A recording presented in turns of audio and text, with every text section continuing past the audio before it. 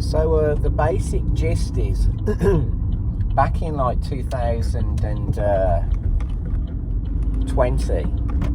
I think it's just around the time that COVID was coming about, it's about March time, I was at that time looking for a Gibson GA18 Explorer, and I'm going to be honest, I was struggling to find one, especially for the price that I was willing and able to pay for it. So I started looking around to see if I could find other options, and I'd noticed that a lot of people were saying that the Gibson GA18 was a similar design to basically Fender's Vibrolux at the time, the Tweed Vibrolux, and I'm not going to lie, I had a look, and obviously the prices for those originals, you know, those 50s originals Tweeds in general from Fender were crazy prices. So I thought at the time, well, do you know what, let's look into see if somebody could possibly, you know, or if somebody was making a clone or a replica of some sort. I'm not going to lie, I'm not really up to date with all the latest boutique amplifiers and various models. As anyone that knows me will know that I tend to buy vintage Gibson amps. So I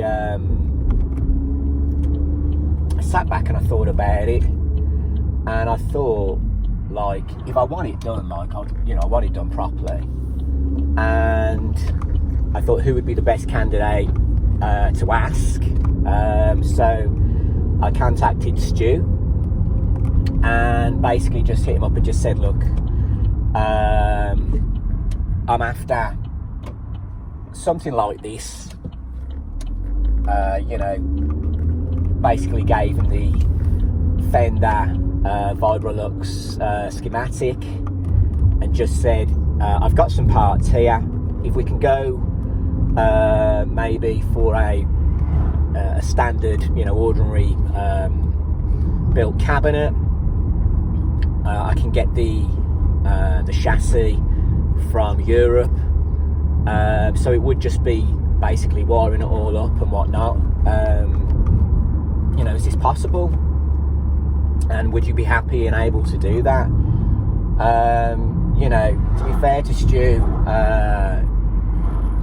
you know, always, or every time I speak to him, it's always like, yeah, comes across very much like, yeah, I can do that, yeah, no worries. You know, very competent. So we started going ahead with it, and even from the very beginning, we started hitting all types of problems. We couldn't get the cabinet. We couldn't get this, we couldn't get that, blah blah blah blah blah. So what it started out as not a simple build, but just a straightforward build, ended up turning into, do you know what, I can't really see this happening, which was a bummer, you know. Big fan of Stu's work, and I've owned a lot of his fuzzies over the years, and you know, the odd wire or two, and you know, so being a fanboy, I knew what he was capable of doing, and I just thought that, to be fair, if there's anybody in the world, to be honest, who you know, would be able to make something like this, it would be him, and up to a certain standard, you know, pure quality. So Stu gets back to me, it's like, do you know what, I'm just gonna have to make the cab. And I was like, oh, okay, you sure? And it's like, yeah. In the meantime, he did up a spreadsheet, told me all the parts he had, told me the parts we need. You know, I added what I had, and he said he was going down to the docks, as he knew somebody, or he got in touch with somebody where he could get some antique pine. You know, as you do. I'm always on at those people about the antique pine, you know. So he messaged me back, said, you know, he was game on, and you know, over the course of the months and whatnot, started sending me pictures of the cabinet and his woodwork and whatnot. You know, to say I was impressed is an understatement, obviously. And to be fair, you know what? I think from our emails and you know, general chit chat, I think that it was a learning curve as well for Stu, especially when it came to the Tweed Tolex. And you know, again, he was doing research. He was telling me he's on various forums and on the internet looking for you know, the best methods to do this, and also you know, to make it correct. So I pretty much, obviously not being disrespectful, but I left it up to Stu. Like, I didn't have a clue about any of that sort of stuff, to be honest. Again, I thought I'd done good being able to read part of a schematic and send over some capacitors, which I'd opted for the Jupiters. But yeah, you know, he made his own eyelet board for it. Obviously wired it all up with the caps I sent over. It was his choice to go with the transformers. As he'd done some research himself and said, you know, I've come across these threads, these seem to be the ones people are using for this. I'd asked if we could go 12-inch speaker at the time, rather than the Vibrolux's 10. For two reasons. At the time, I was all about 12-inch speakers, and I still am. I don't know whether I even owned a 10-inch speaker at the time, amp. And also, I did have a speaker that wasn't being used, which was the WGS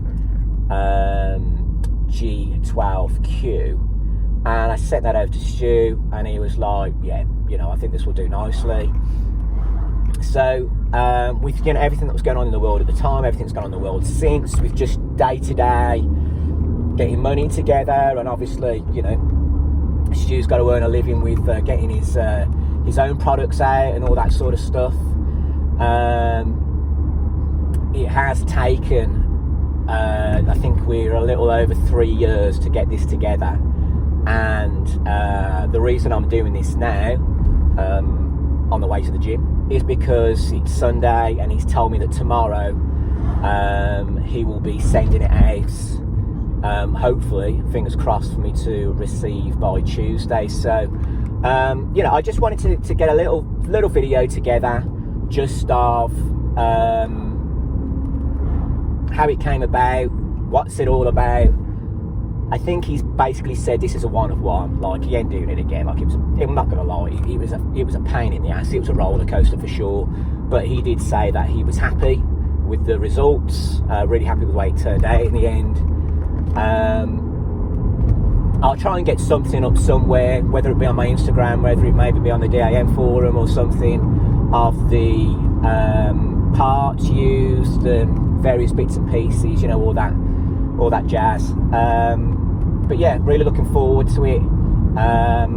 It's been a long time coming, but you know, happy days.